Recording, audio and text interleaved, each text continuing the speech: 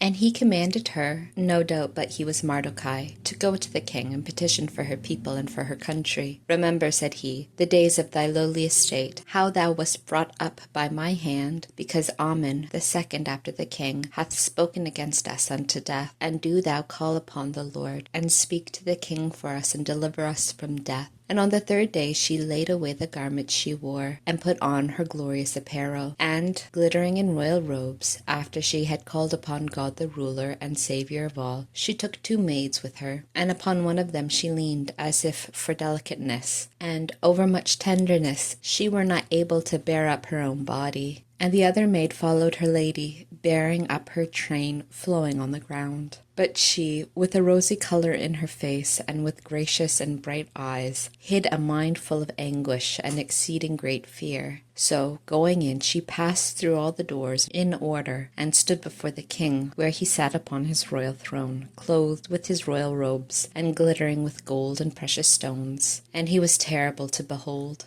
And when he had lifted up his countenance, and with burning eyes had shown the wrath of his heart, the queen sunk down, and her colour turned pale, and she rested her weary head upon her handmaid. And God changed the king's spirit into mildness, and all in haste and in fear he leaped from his throne, and holding her up in his arms till she came to herself, caressed her with these words: What is the matter, Esther? I am thy brother, fear not. Thou shalt not die, for this law is not made for thee, but for all others. Come near then, and touch the scepter. And as she held her peace, he took the golden scepter, and laid it upon her neck, and kissed her, and said, Why dost thou not speak to me? She answered, I saw thee, my lord, as an angel of God, and my heart was troubled for fear of thy majesty. For thou, my lord, art very admirable, and thy face is full of graces. And while she was speaking, she fell down again, and was almost in a swoon. But the king was troubled, and all his servants comforted her.